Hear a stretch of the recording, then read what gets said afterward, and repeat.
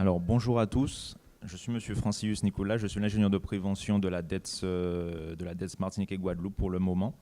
Donc moi je vais me charger de vous parler de l'obligation réglementaire du repérage avant travaux, qui incombe à la fois aux donneurs d'ordre, si on tient compte du Code du travail, et aux propriétaires concernant le Code de la santé publique.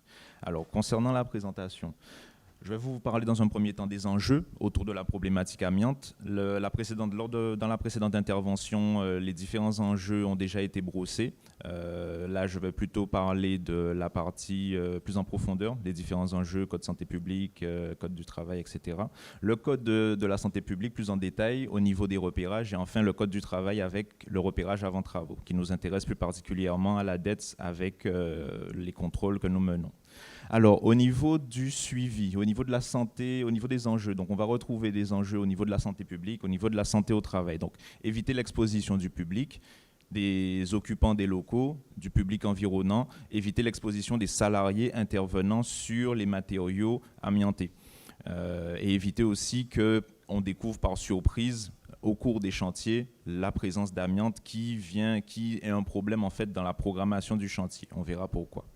Des enjeux aussi environnementaux, donc un enjeu de pollution environnementale, mais aussi comme les poussières sont dispersées, elles vont se diffuser dans l'environnement, donc occasionner à nouveau une pollution du public environnant et des salariés dans le périmètre de cette pollution.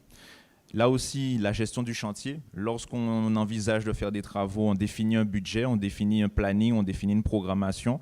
La découverte d'amiante va venir bouleverser cette programmation. Donc, il est important en amont d'identifier la présence d'amiante, donc pour éviter les retards. Estimer aussi cette quantité d'amiante, c'est ce qui est fait par l'opérateur de repérage. C'est une obligation pour l'opérateur de repérage.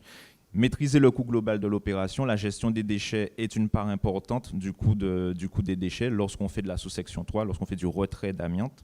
Le respect des dispositions réglementaires aussi, puisque le cadre réglementaire du Code de la santé publique et du Code du travail sont là pour imposer un certain nombre de règles à respecter dans le cadre du repérage et imposer des sanctions si ces règles ne sont pas respectées. Donc, comme je vous disais, les coûts supplémentaires, donc que ce soit les coûts liés au repérage, si on a un doute sur un matériau, aux travaux de désamiantage, à la dépollution même des locaux, puisque si les locaux ont été pollués par une intervention sur des matériaux avérés amiantés a posteriori, il va falloir faire une dépollution de la zone concernée par les locaux. Et enfin, la gestion des déchets, qui est aussi un coût très important sur notre territoire. Selon l'étude qui avait été présentée tout à l'heure, le coût des déchets représente en moyenne 25% du coût global d'une opération de désamiantage, en moyenne. Au niveau du Code de la santé publique, ce qu'on va voir, c'est qu'il existe 3 listes, la liste A, B et C. M. Merkiled en a parlé tout à l'heure de la liste A et B. La liste C, des listes A et B. La liste C, elle, n'est utilisée que dans les cas de démolition. C'est une liste bien plus complète que la liste A et B, mais elle n'est utilisée dans le Code de la santé publique que pour les opérations de démolition. La différence aussi entre le Code de la santé publique et le Code du travail, c'est que l'obligation de repérage pèse sur le propriétaire. On verra tout à l'heure que dans le Code du travail, l'obligation est beaucoup plus large en fait sur les interlocuteurs concernés. Alors le dossier technique amiante et le dossier amiante partie privative, ce sont les dossiers qui sont censés accompagner la vie du bâtiment. Comme l'a dit M. Merkiled, on retrouve les rapports de repérage liste A et B dans ces dossiers, mais on retrouve aussi les rapports d'évaluation périodique des matériaux. C'est-à-dire que vous pouvez avoir des matériaux amiantés dans un local. Si ces matériaux ne sont pas dégradés au point de présenter un danger pour la population, ces matériaux peuvent rester en l'état. Maintenant, il y a une évaluation périodique pour les matériaux amiantés qui a été prévue dans le Code de la santé publique. Tous les 3 ans, une évaluation des matériaux doit être faite pour vérifier l'intégrité des matériaux et en fonction de ce rapport, le propriétaire va décider s'il fait une opération de retrait des matériaux car ils sont à ce moment-là plus dangereux ou s'il les conserve en l'état en attendant de pouvoir faire une opération ultérieure.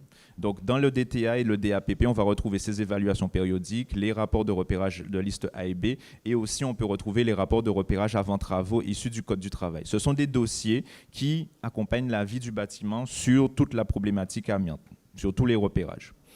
Ici, vous avez une synthèse au niveau du Code de la santé publique. Donc, comme il a été précisé dans la précédente intervention, ce sont les bâtiments qui ont un permis de construire délivré avant le 1er juillet 1997.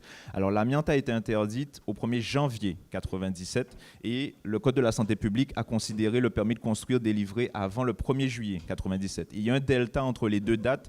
C'est parce que c'est pour permettre en fait aux propriétaires de matériaux amiantés ou pour les chantiers qui étaient déjà en cours, ceux qui avaient déjà écoulé les matériaux, de finir d'écouler leur stock jusqu'à la période de juillet pour justement ne plus avoir à les utiliser. Donc, la période le delta a été pris jusqu'à juillet pour tenir compte de ces maîtres d'œuvre qui ont utilisé des matériaux amiantés après l'interdiction de l'utilisation des matériaux amiantés.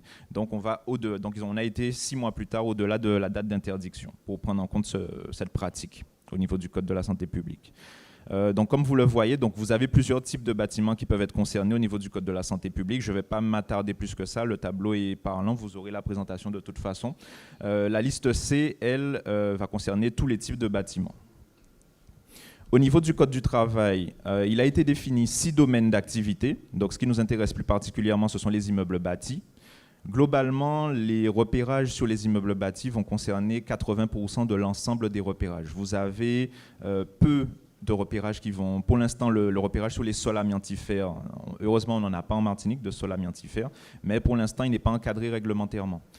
Les autres types de repérages, eux, vont concerner à peu près 20% de l'ensemble des repérages qui sont effectués au niveau national.